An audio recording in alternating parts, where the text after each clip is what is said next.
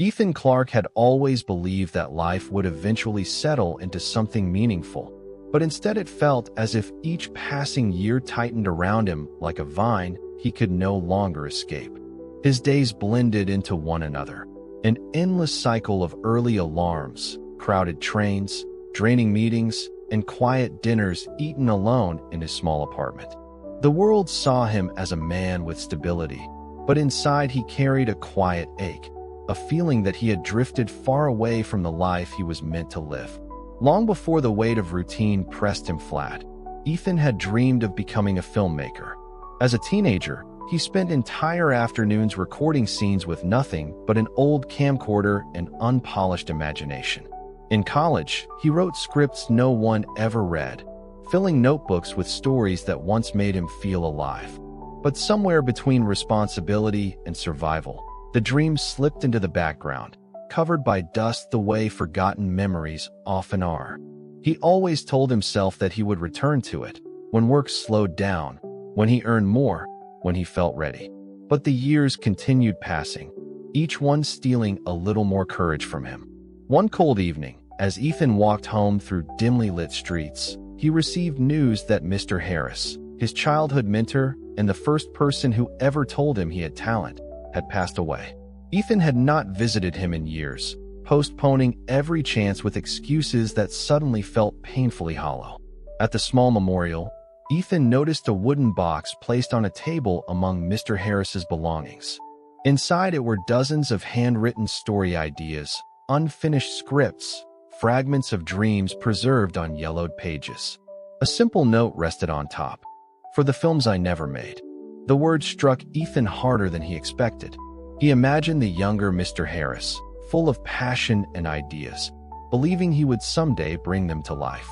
Instead, they remained here, silent, unread, unrealized. Walking home that night, Ethan felt something shift inside him, a realization sharper than grief. Most people don't fail because they lack talent. They fail because they run out of time while waiting for the perfect moment that never comes.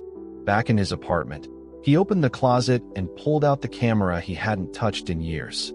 Dust coated the lens, but when he held it, the weight felt familiar, like holding a part of himself he'd abandoned. He sat by his window, city lights flickering in the distance, and whispered, almost timidly, "Maybe I'm not too late." The next morning, he woke earlier than usual, not out of obligation, but out of a strange, long-forgotten excitement.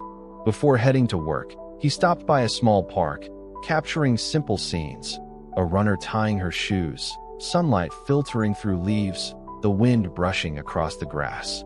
His hands trembled from rust, but his spirit felt steadier than it had in years. Day after day, he recorded small moments. After work, he edited them late into the night. Slowly, a short film began to take shape, a quiet piece titled "The Days We Lose."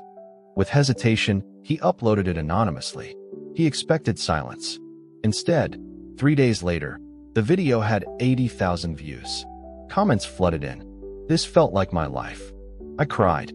Thank you. Please keep creating." Ethan stared at the screen, stunned. A part of him he thought had died was alive again, vibrant and breathing. Over the next few months, he created more films. His days still included trains, meetings, and routines, but something inside him had awakened. He no longer felt trapped by time.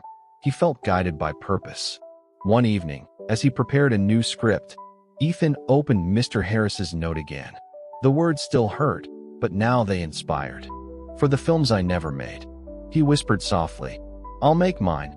And for you, I'll make some of yours too." In that moment, he understood what so many learn too late. Dreams don't disappear. They simply wait. And they wait for as long as you avoid them. But time does not wait. Ethan finally chose to begin. And that choice changed everything.